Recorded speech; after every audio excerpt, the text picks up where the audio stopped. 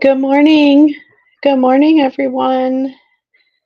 How is everyone this morning? I've got an early Saturday morning stream with me, Dr. Funny Girl. I'm going to start out straight out by saying I haven't had my coffee yet because I ran out of milk to make my steamed milk for my coffee. So I'm a little bit uh, bleary-eyed already. But I'm here and I'm ready to go. And good morning, Lexly Active. Good morning, Lex. I figured out how to add you as a mod through when I came back and checked the comment you made in my chat. So I made it much easier than trying to find your channel on YouTube. There was just so many that came up when I looked it up, so I didn't want to mod the wrong person. So I know, oh, I'm so jealous. I'm so jealous. I was gonna try and have my coffee just black this morning, but I'm not here for it. I need my real coffee. So, you know, once I'm done this stream, I'm gonna be leaving to run my errands for the day. And my first stop is going to be at Starbucks. So, good morning, Rosebud. Good morning. Good to see you. Thanks for joining. Thanks for joining this morning. So, um, I'm trying out this early Saturday morning stream. It's usually a quiet time for me, so it might be a good time for me to do some streaming. So we'll see how it goes. So, um, I do have a crazy day. Saturdays, I've said before, generally aren't a good day for me to stream because it's kind of the day where I do all my running around, like running errands and things like that. But I thought I'd give it a try this morning, and I got quite a bit of my housework done last night. So Saturdays are also kind of for cleaning house and things like that. Um, but I'm gonna jump into it straight away though. Already 6 people here watching, so I'm happy for that. Say hi, guys, all your lurkers in the chat if you'd like, say hi. So this morning we are talking about, this is gonna kind of be the start of my series on deviance and deviant behavior. Um, I've mentioned before that, I'm here for, talking about deviant behavior. And hi, Unicorn Farts. Hi, good to see you. Thanks for joining. Um, so this is going to be the start of my series on deviant behavior. I'm not going to go too much into definitions today as to, how the different psychological theories define deviance and the root of deviance, and then also, sociological theories also have a lot to say about deviance as well. So I'm going to save that for another stream, probably the next stream that I do on deviance. But I thought this was a good one, a good topic to jump into, talking about the Goler clan in Canada. So kind of the Goler family is kind of the Canadian version of the Whittaker family. Uh, they are from the Appalachian, sorry, the not the Appalachian, the Annapolis Valley in Nova Scotia, which does, they're called the mountain people there, small mountain range in the Annapolis Valley.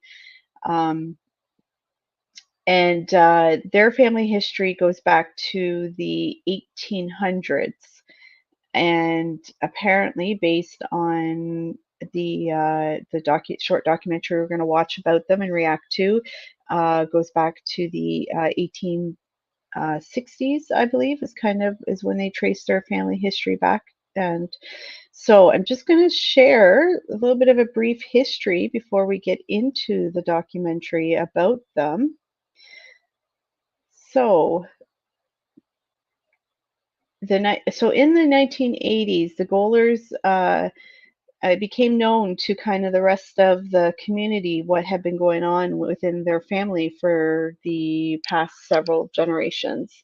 And that was several generations of abuse and incest. And because of that, many people within the family were charged and jailed. And the documentary we're going to watch is basically interviewing different members of the Goler family, a few different members of the community, and talking a little bit about their history. Now, one of the reasons why I did choose this documentary is because, in my opinion, it's very, I'm going to say, unbiased. They basically just describe the situation as it happened.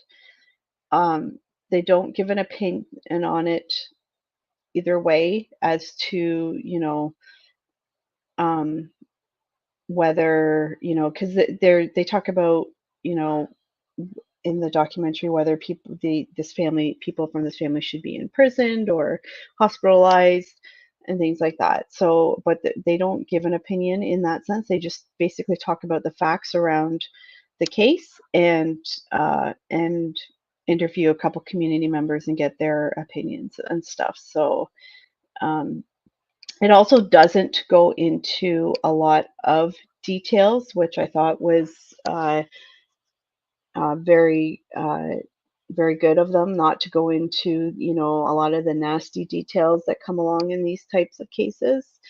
So they don't abuse that, uh, which I thought was really good. But I will say, because this documentary was filmed in the 80s, and I think in the very early 80s, I think it might have been around 1984, there is some language that is used within the documentary that you would not be acceptable to be heard today. So just keep that in mind when we're watching the documentary. So the Goler family uh, lived a very isolated life. Many generations lived inside um, one housing unit, and they were quite isolated from the rest of the community, which some people argue is the reason why. Oh, sorry, sorry, guys, I hit the wrong tab. Some people argue is the reason why that they committed the crimes that they did is because they were isolated from the community. So, all right, let's get started. Let's get into it. I'm going to find it here on one of my many tabs I got open. Let me share my screen. So yeah, if you're coming in a little bit late, I'm just going to say again, just before we get started, that we are watching and reacting to a documentary on the Goler family that was originally presented back in the 80s. So you will hear some language that is not used in today's society. Okay, so just be aware of that. All right, I'm going to hit play and then. In Nova Scotia's Annapolis Valley, an entire backwoods clan is tried and convicted of incest. I'm just going to pause it quickly there. So just let me know if the volume and everything is okay, because it is an older from the 80s. It's obviously not going to be really clear and things like that. So, and then I'm just wondering if I do this, does that get rid? It does not. Oh, okay. Sent to jail. The children are taken away. The cost, millions of dollars and a broken family.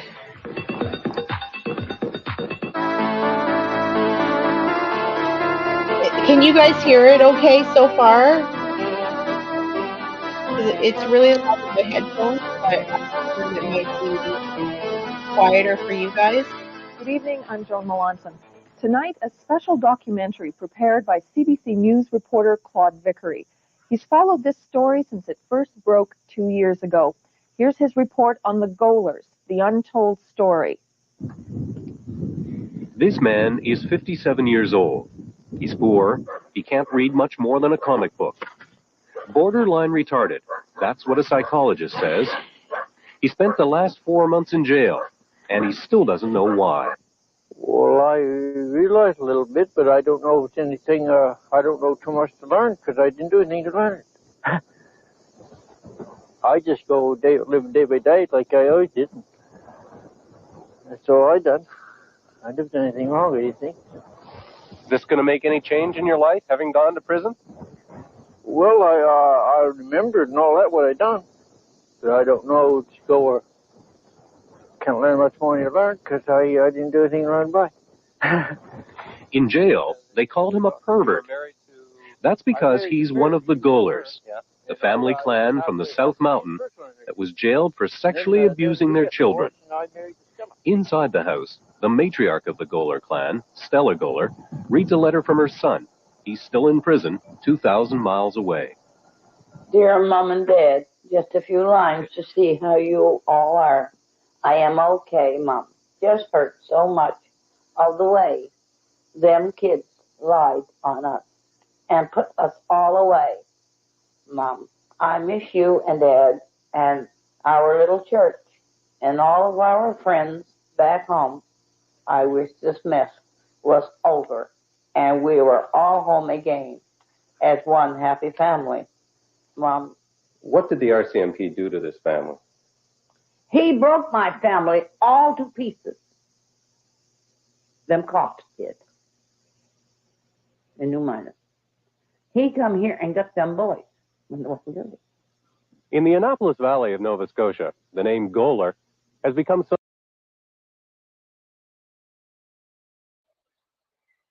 Okay, so sorry, I just wanted to pause it there. I'm gonna try and play it in chunks and then pause it and comment. So just again, so in the beginning there, obviously you heard that the use of the R word. So that's just that's to give you an idea. Just that's the type of language that you're going to hear throughout the documentary. So and then I don't have any issue kind of understanding that Nova Scotian accent, but if any of you do and need clarification on what's being said, just let me know in the chat, and I can and I can translate for you from that East Coast. All right, let's get back into it.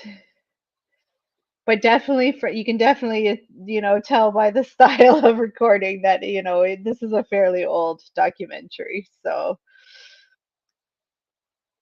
synonymous with inbreeding, incest, poverty, and ignorance. 15 members of this backwoods clan have been put in jail for sexually abusing their children. The children have all been taken from their parents and put in foster homes. Tonight on Inquiry, we'll look at the Goler family and the heavy...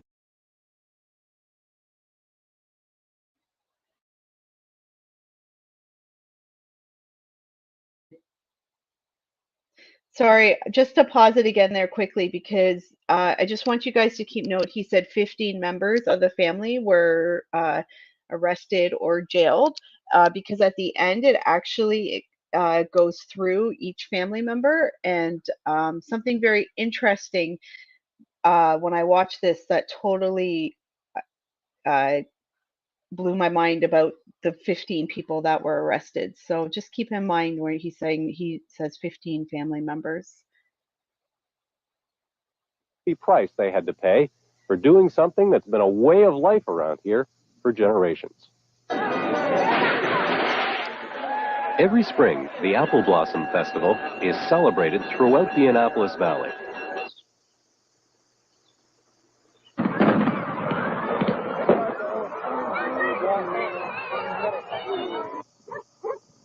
But on the other side of the mountain, there isn't much to celebrate, the South Mountain of the Annapolis Valley.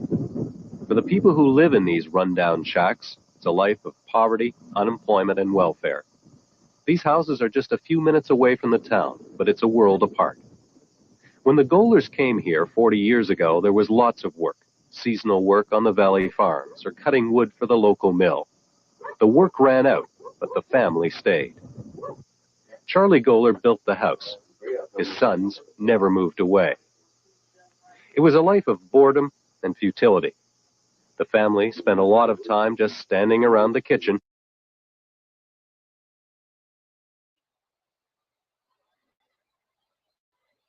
Oh, sorry guys. Did you guys lose the picture there for a second? I see it's back now. It looked like it dropped off there for a second, so I apologize. Let's get back into it.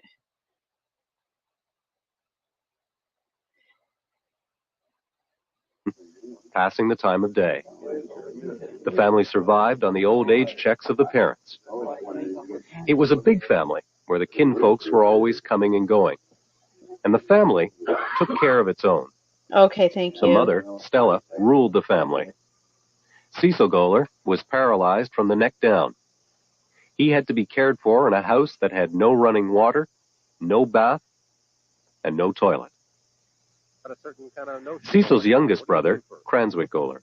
Well, we're just ordinary people like the rest of them, and we're just trying to make a living in an honest way, not stealing nothing, not all that kind of stuff, you know. We don't steal, and just try to do an honest living like the rest of them. All right, but I will come. The boys didn't get much schooling. Grade 3, grade 4. Hillbillies. That's what the people in town said about the Golers. Some people treated the family like dirt. In all, there were 8 Goler children, 4 boys, 4 girls, growing up in the 1940s. It was so crowded that the children often shared mattresses on the floor. The next generation grew up in the same kind of poverty. The girls married young to local boys. 16 years ago, Roy Hiltz married Mary Goler. They had 2 children, got divorced. Later, he married Mary's sister, Stella Goler. This is Hazel Pinch. Her brother married a Goler. Her father married a Goler. And she, too, married a Goler, Willie Goler, who lived next door to his parents. We never borrowed nobody. They never borrowed us. So, you know, it's just more or less we kept to ourselves. The Golers' isolation ended abruptly 2 years ago. A 14-year-old girl ran away from the family, and she wasn't going to come back. She told the authorities that her father was treating her like a wife, having sex with her 10 to 15 times a month, Morning, and telling Texas. her that she was going to have his baby. Well, this set into motion a chain of events that no one could have foreseen. The RCMP came and took away all of the children for questioning. Before long, the secret was out. Now the Golers would come face to face with a justice system that they just didn't understand. Okay, so if you're just joining us, we're just reviewing this old documentary on the Goler clan.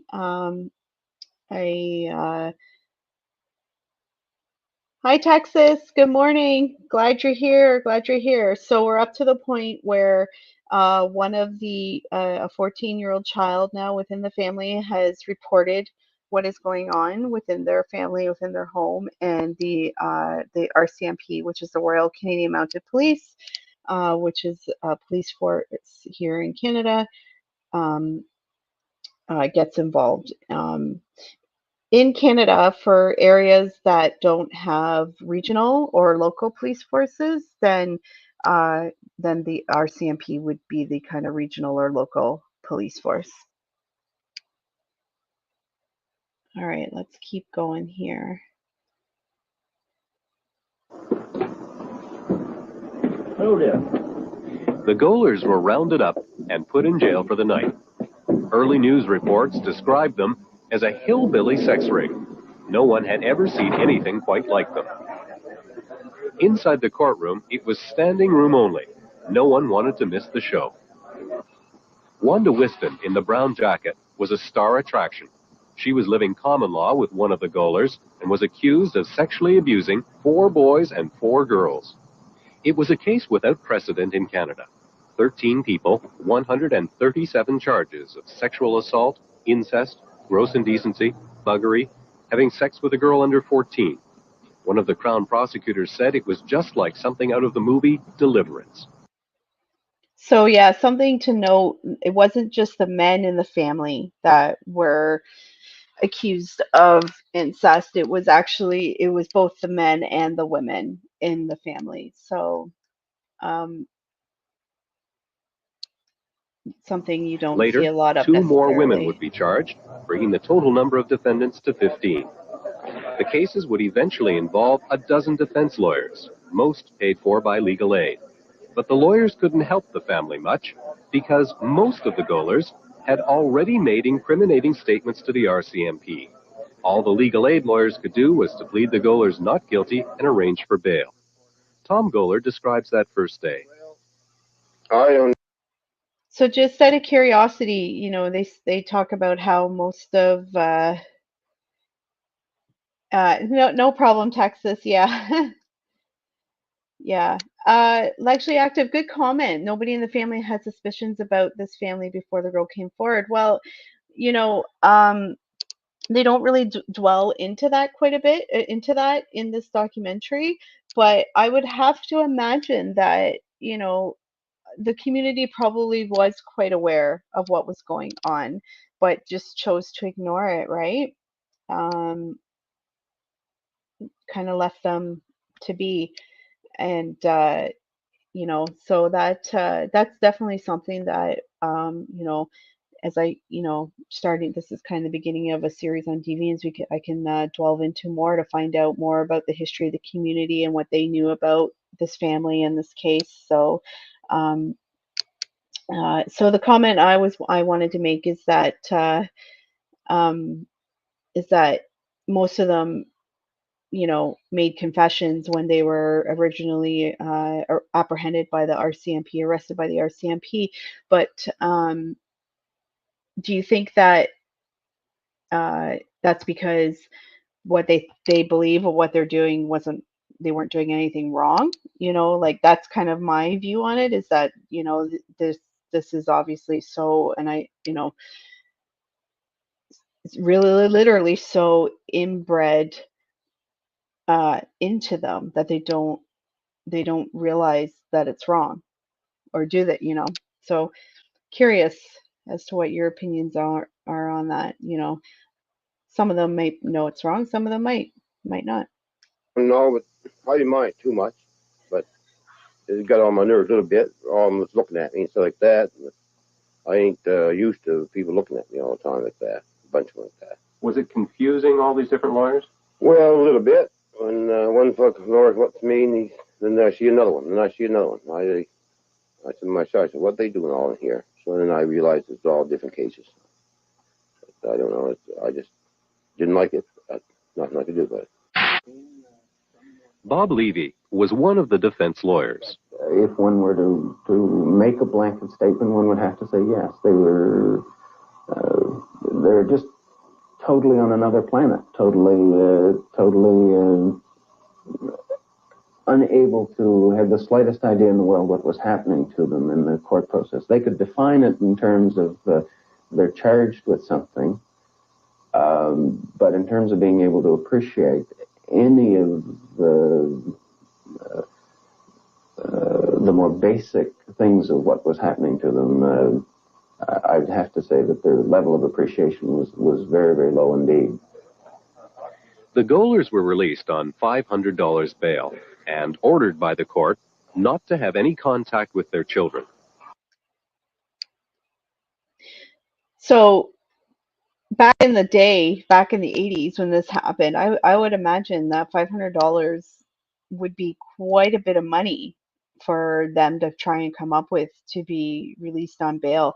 I don't know if it was $500 for each family member or $500 for everyone altogether. I'm going to guess that it was probably for the entire $500 bail for the entire family. But you think about the poverty that they were living in, living off of, you know, the parents' government checks, you know, how they came up with that amount of money to be released on bail. And Lex, yeah, I would think they knew it was wrong. Yeah, it's so their lawyer there is obviously saying that they kind of they understand that maybe they've been charged with something, but they don't understand the charges. So they married people outside their family, so they had to know it was wrong. Yeah, yeah. So Yes. All right, let's keep going. A dozen children, ranging in age from 6 to 14. The children were taken away for good. It was just an ongoing, terrible situation for the children. Garth Gordon was a lawyer for the Children's Aid Society. He says that the Golers did know the difference between right and wrong. The information that has come out is that in some cases the offenders posted children as lookouts to keep guard while they were performing the offenses. And other information that came out indicated that children were threatened and beaten in some cases to remain quiet.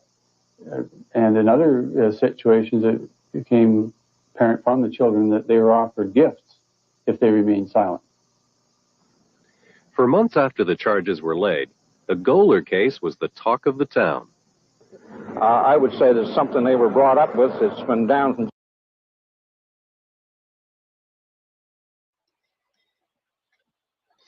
So there, the representative from Children's Aid obviously is saying no, they absolutely knew that what they were doing was wrong. You know, they you know, even using the children as lookouts and trying to bribe them with gifts and stuff. And yeah, so you know, it's so now they're going to interview a couple of the community members here, I believe. So we'll keep going. And sorry, I know it's a little bit choppy. I'm trying to keep myself muted and then unmute when I want to speak to you guys and stuff. And I think I really need to upgrade my MacBook because it's just slowed right down.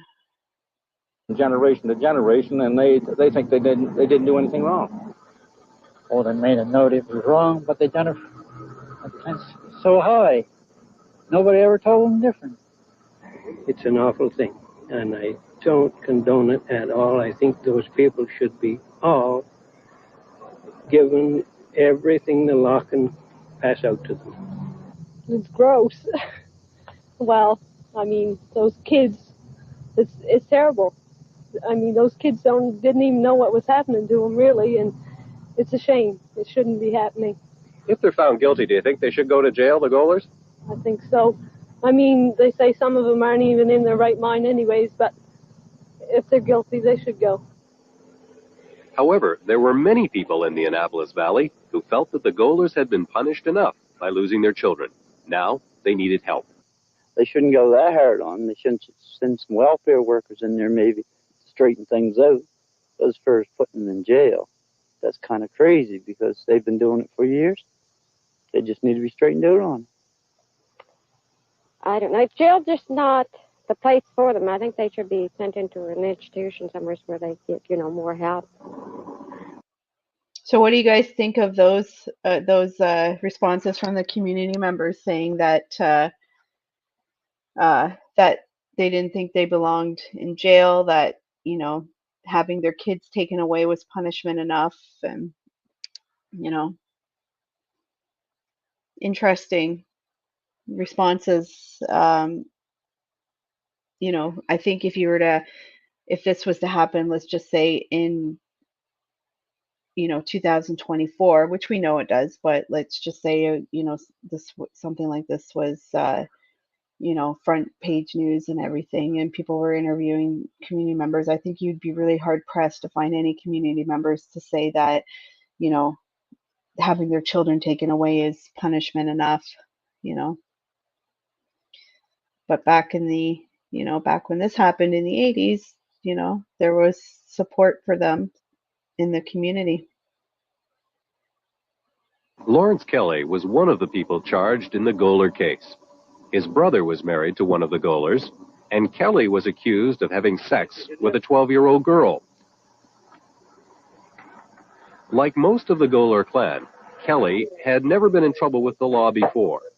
He has a grade 3 education, can't read or write very much, and he's lived in this one-room shack ever since he was born, 52 years ago. Kelly lives alone. His only company is an AM radio. Dinner. What do you got for dinner? Some bread and tea. Kelly can't afford luxuries like indoor plumbing. because he's on welfare for most of the year.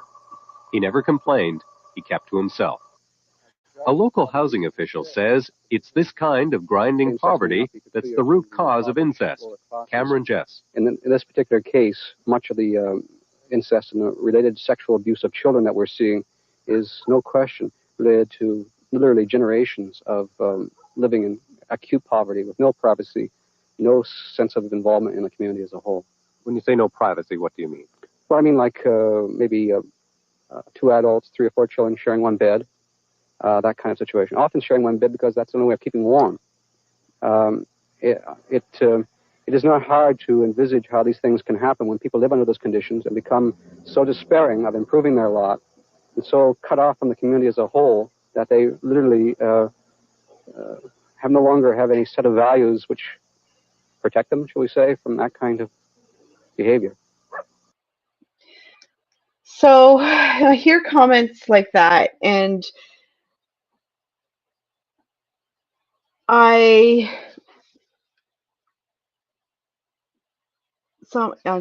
hear comments like that, and I understand where he's trying to describe the root cause of you know, how poverty could be a root cause of some of this deviant behavior happening, but at the end of the day, you know, right is right and wrong is wrong. And, you know, I guess there'll always be the argument that, um, you know, you don't create sexual relationships with family members, and you especially do not create sexual relationships with children, right? And, you know, that's obviously what was happening here. You know, you take away, you know, incest is one thing, right? To have a sexual relationship with another family member, but to have a sexual relationship with a child is something completely different. Um, yeah, exactly, Rosebud. There are many people living in poverty and they don't do that. Yes, yeah. So, for sure.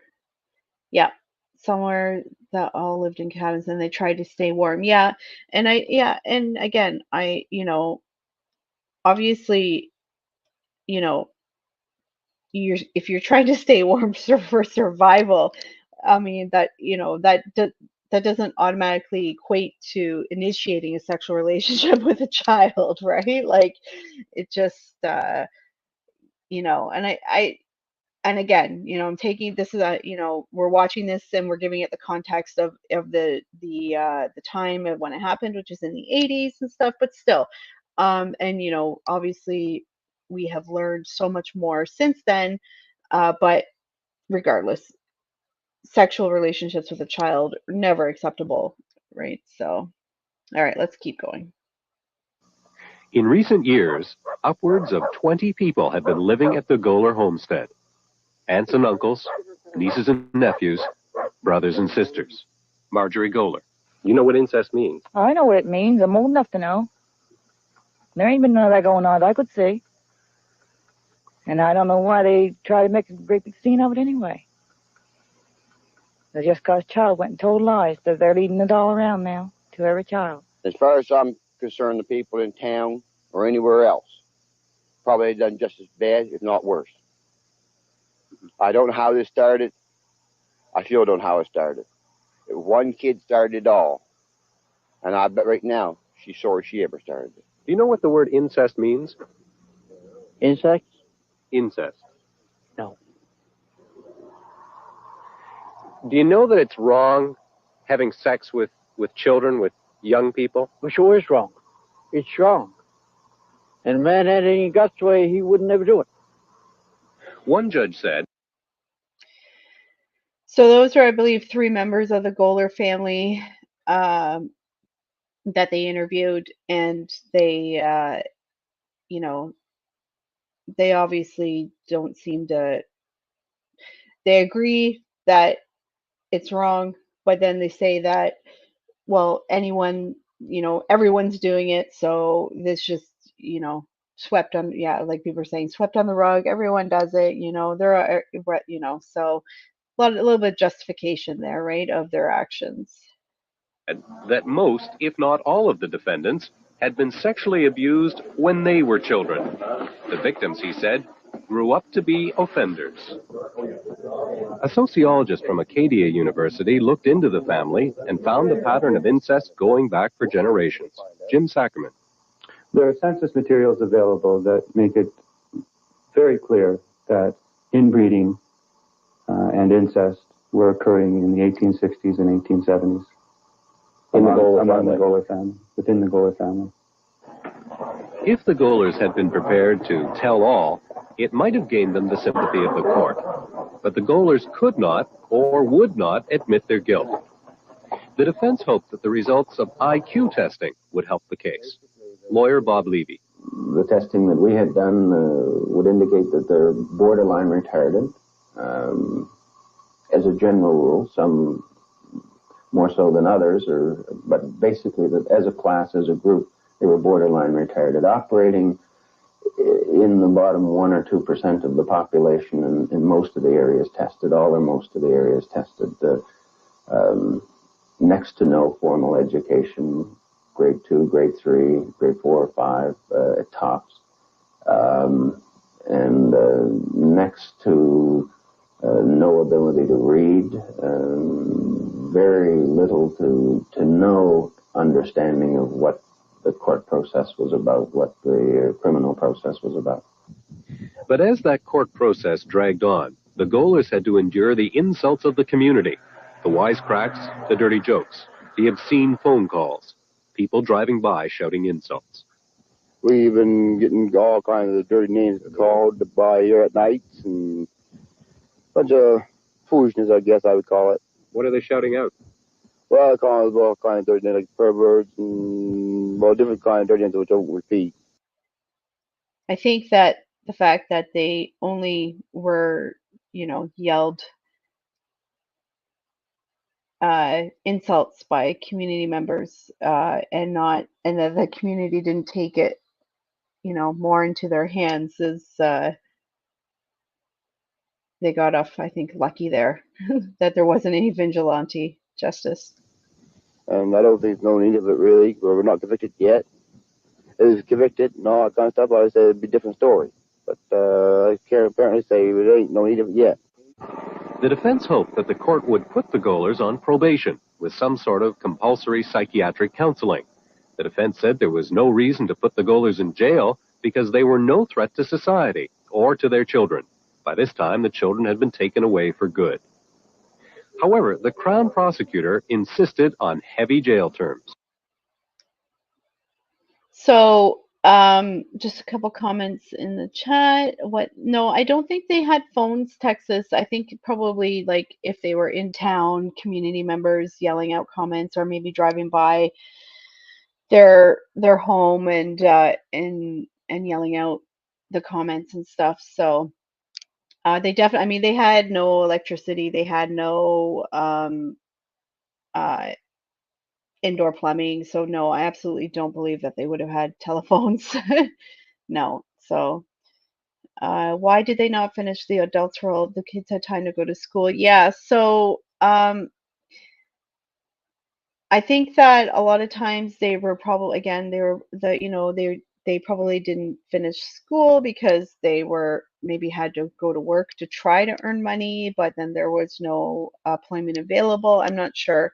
There are definitely a lot of sociological, and institutional issues surrounding the circumstances of this town. So it would be, like I said, it'd be interesting to dig a bit more into that as well.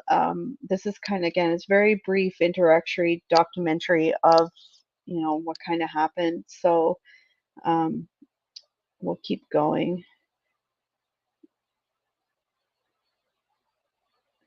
Yeah, so Texas one, I didn't think they had phones. They barely had food and water, which how did they earn livings? I forget. So at the beginning of the documentary, they talked about how the Goler family all lived in one home and that they lived off the matriarch and patriarch's government checks, and then and then I think some of the people that were maybe extended family that married into the family that were charged with these crimes were also on welfare themselves. So yeah, I think they were all living on government assistance. Yeah. Okay. So, and notice too, like everyone is, in some of the video clips, you can see people smoking inside buildings, and I think this is the Crown prosecutor here getting ready to smoke. It's just some of it is just kind of wild to see. The Crown's reaction, I say with the greatest respect, was wanting a pound of flesh. If thine eye offend thee, cast it out. They wanted to cast them out. They didn't want to deal with the fact that these people were human beings, with the fact that they would someday be returning to society. I think they wanted revenge. Through it all, the Golers never showed any remorse. And the Crown prosecutor said that the Golers could not benefit from psychiatric treatment because they would not admit that they had a problem. To make matters worse, the Golers tried to take back the statements they had made to the RCMP on the day they were arrested. Roy Hills. When they started questioning me, they had me nerved up so bad, my head felt was that big. And I didn't know what I was talking about. And I told them the story. I told them the true story first, and they wouldn't believe it. They wouldn't believe nothing. They called me a purebred liar. They said I should have been castrated and all this stuff. Well, my nerves won't take that stuff. And that's why I told them that lie. I told them. You admitted to it. I admitted it, yeah. But you say now that's a lie. That's a lie. St. Clair Jodrey was accused of having sex with a 12-year-old girl. This is the closest he ever came to admitting it. I didn't know at the time what to think. How can you think when she comes on to you? Ain't much you can do, Eddie. Somebody comes on to you, ain't much a person can do. After a while, you gotta give up and do something. In the midst of all the denials, some of the Golers took up a sudden interest in religion. It's enraging to hear that. Like, you hear that response, like a 12-year-old girl is coming on to an adult man. Like, yeah, it's, again, talking about, trying to keep this in the place of this is, deviant behavior, right? This is all deviant behavior, but it's still enraging to hear that, like, oh, children, they're just children. And I know there's actually a case right now where there's a famous, in the US, there's a famous minister that is now being, admitted to having some sort of inappropriate contact with a 12-year-old girl. And, people are defending him. And I just think, it just blows my mind. And I'm sure it's the same for all of you guys too. Like, it just blows my mind that anyone that you can try and rationalize this in any way. So it's Texas saying, unfortunately, it's become normal in some places and in some families to totally suck off the government, defrauding it the entire course of yeah, it does. And, and it, especially in places that, there's no economic stability at all, right? And then it just, yeah, for sure. In Canada, it's not because obviously we don't have the population that the US does. It's obviously more prominent in the US than it is in Canada. So, but this is a part, back then, a part, where this was much more Willie prominent in Goler, this who part had of the never let country. his children go to Sunday school, was now talking like a born-again Christian. Willie, the prosecution has suggested that this whole interest in religion and whatnot, that it's some kind of a con game. How do you respond to that? Jesus is not a con. It's not a con game. Jesus is our Savior. Jesus is up above. I got baptized to believe in the Lord and to believe in this holy book. It's not a con game. There's a whole bunch that's baptized and they believe in the Lord. So when I heard that clip last night, when I was just rewatching this, when I heard that clip, It just totally reminded me of Rev and Shanny. I don't know any people if you're familiar with the Rev and Shanny lore on YouTube. It just totally remembered. uh, uh, though when he said that, totally reminded of Rev and Shanny. I also believe that these type of deviants are things as innocent as, say, children walking out in their PJs or giving a hug as them coming onto them in their mind. Yes, yeah, yes, for sure.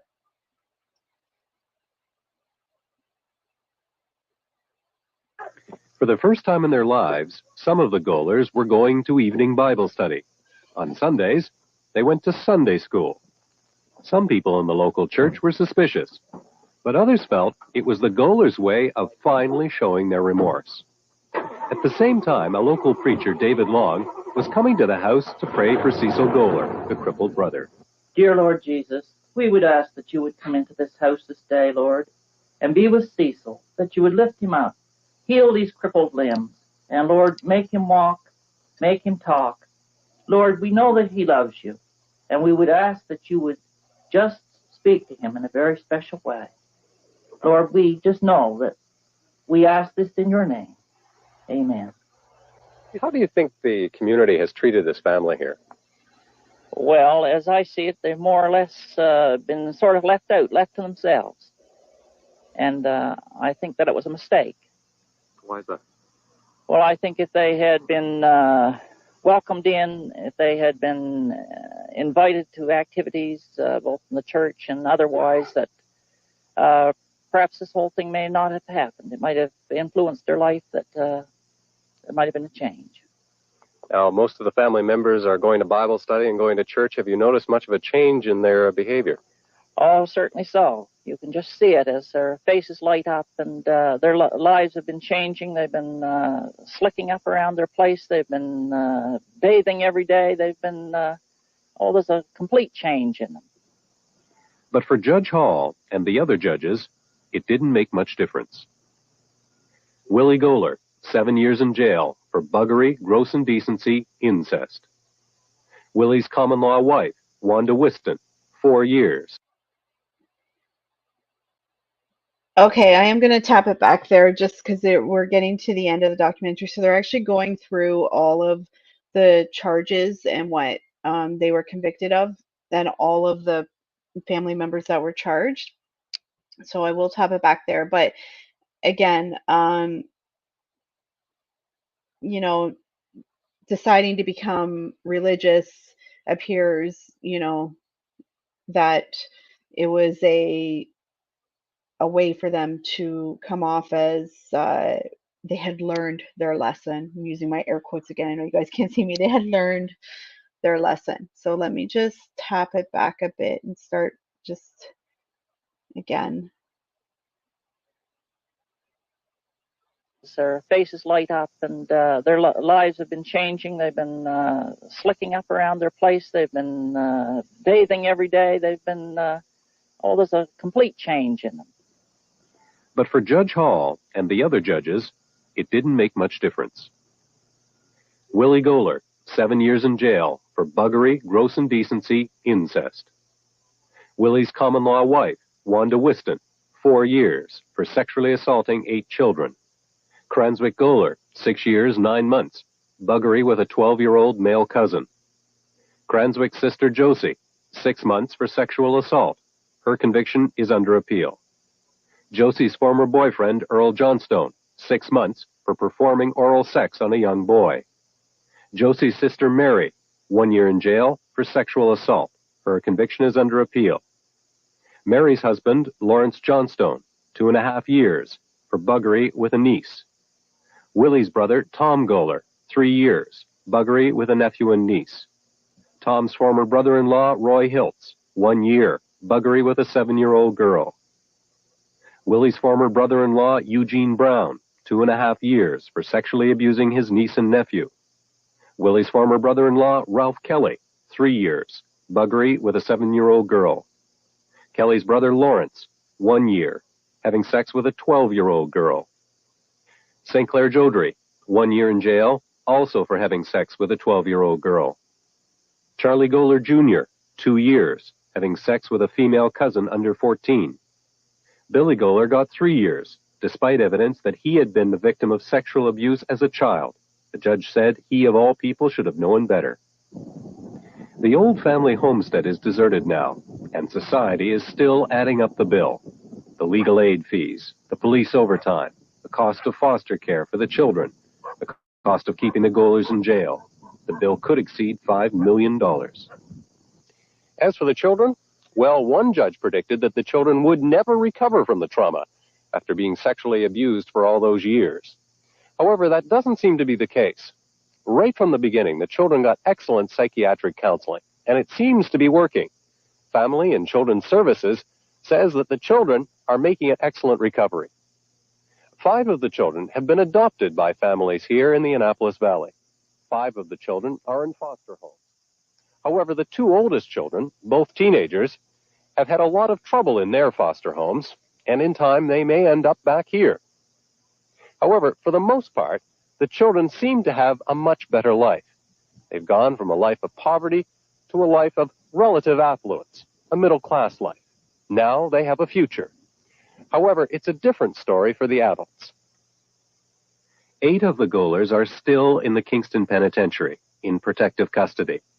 By and large, they are not getting any psychiatric help. They are described as model prisoners, but they probably won't get early parole because they still won't admit their guilt. 5 of the Golers are out of jail now. They're drifting back to the South Mountain to try and pick up the pieces. But their lives will never be the same again. Cecil, do you like your new home? The government built a new home for Stella, her husband, and Cecil. Warm, ain't it? And for the first time in their lives, they have a house that's warm in the wintertime. It may be 1989 before the last of her 3 sons is back home again. No. If these people have any more children, the authorities will probably take them. Children's Aid will be keeping a close eye on the Golers. As far as society is concerned, the case is closed. The Golers have paid a heavy price, and they'll go on paying. Okay, and it ends there. Kind of gets cut off at the end. Let me just stop sharing. All right. So, what do you guys think? The penitentiary, this is just a little bit of Canadian history. So the Kingston Penitentiary that they were sentenced to is actually no longer open as a prison. It closed several years ago because it was so old, and of course the cost to upgrade it was just going to be hundreds of millions of dollars. So they closed it. But I actually used to live not very far from the Kingston area, so I had seen that, driven by that prison many times. So no, so their sentences obviously very, very light in comparison to the damage that they did. And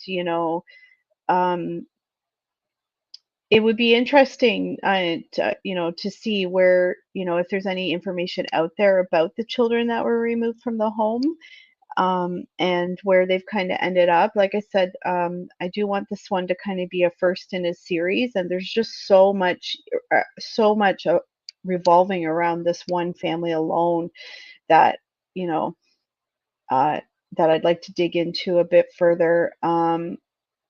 Willie Goler, from what I understand, he was kind of the ringleader of the activities happening within the family. But you also saw there, when they were reading off all of the people that were convicted, that many of the people that were convicted were not actually of the Goler family. They had married into the family, so what does that tell you about the types of people that they are? If you marry into this family, um did these people that married into the family, did they grow up being sexually abused by family members, so they thought it was okay? Or was it really a behavior that was initiated once they came into the family? Like, there's just so many questions that I have regarding everything surrounding all of this case, you know. Uh, so, so, you know, what'd you guys think? You know, um, like I said, it's an old story of mental disability. There's a whole bunch of them. Yeah. So, you know, low educated, you know, non-educated,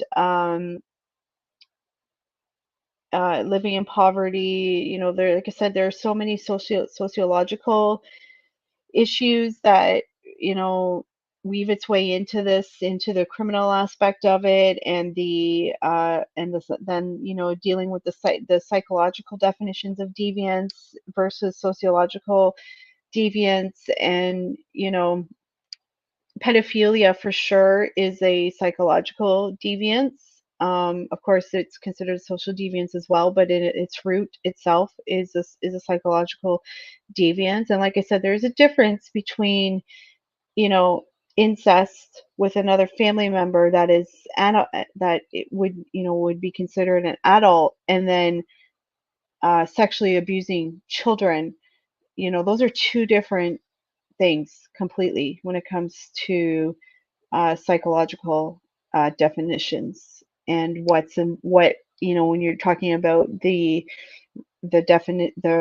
behaviors behind that drive those, the reasons that drive those specific behaviors as well. There should have been intervention earlier. Yes, yeah, for sure. Um, you know, but again, back in this, you know, they talk about how that one sociological professor traced the incest right back into the 1800s of this family, or the inbreeding right back into the 1800s of this family. And then, you know, so it makes me wonder. So they talk about how the mother and the father there were moved into a new home by the government with their invalid son. It doesn't actually talk about what their relationship was. Like, are they in an incestuous relationship?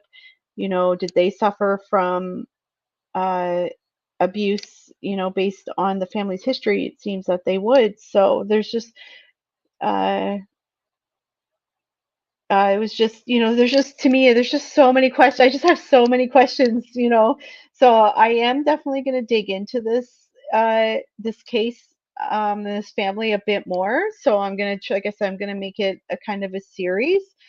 So I hope you guys are around for that for sure. So, you know, if in my next, you know, stream that I do about it, would you guys prefer that I try to find out as much information about the children that were removed, and how that uh that you know, if there's any information out there about the children that were removed from the families, uh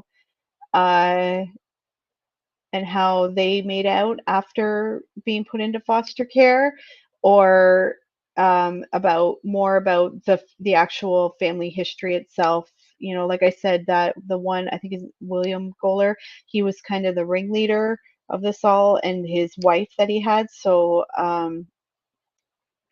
Uh, so, you know, so let me know. You guys can comment below the stream what you kind of like to see, what direction you want me to see next. But yeah, and definitely I'm going to try and try and make this a regular series. Like I said, there's just so many questions I have that, you know, I'd like to try and dig into it for its, you know, some more. And then I know Texas one said the whites, yeah, whites of West Virginia. Yeah, that's another one. So I'm just going to go through some comments here, guys. Um, Thanks for coming on to say I'm funny girl. It's a serious stream. No rooms for jokes or flippancy. See y'all next time. Thanks, Texas. Thanks for coming. Appreciate it. So, and then, yeah, Rosebud. Yeah, so many questions. So many questions. Yeah. So just, you know, comment below what direction you kind of want me to go next with this. I can't help but think, had they been encouraged to go to school and given opportunities to leave and escape and find a life outside of family, this might have been avoided. Yes, so definitely help break the cycle for sure, Lex. Yeah, for sure. So I would like to know what happened to the chicken. Oh, was there a chicken in there somewhere? I might have missed that. Oh, children. Sorry. Okay, children. Yes. Rosebud children. Yes. Yeah. Okay.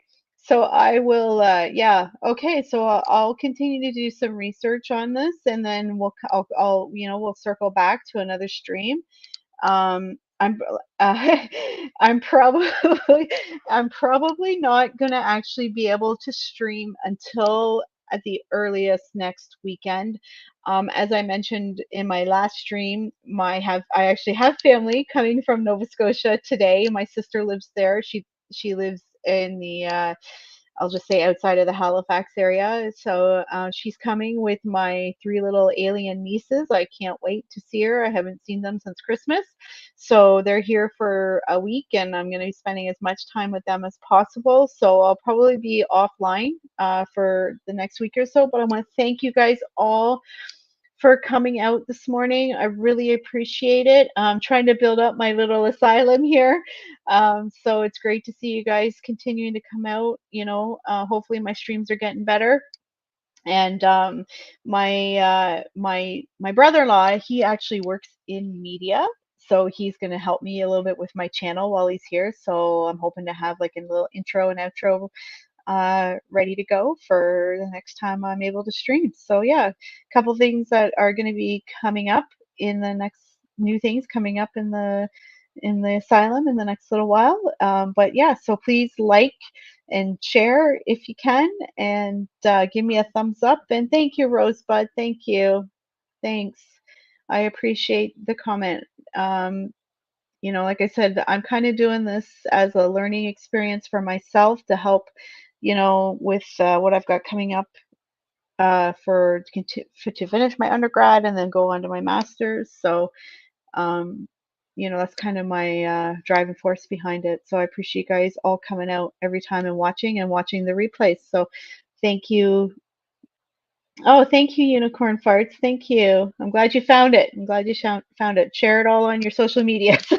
So, but again, thank you guys, everyone. I'm gonna go get my coffee now. I am dying for it, and get my errands running around. I gotta cook. I got a big barbecue plan for later today with my sister and her family. So, thank you again. I hope you guys all have a great week, and I will catch back up with you again in about a week from now. Talk to you all soon. Bye.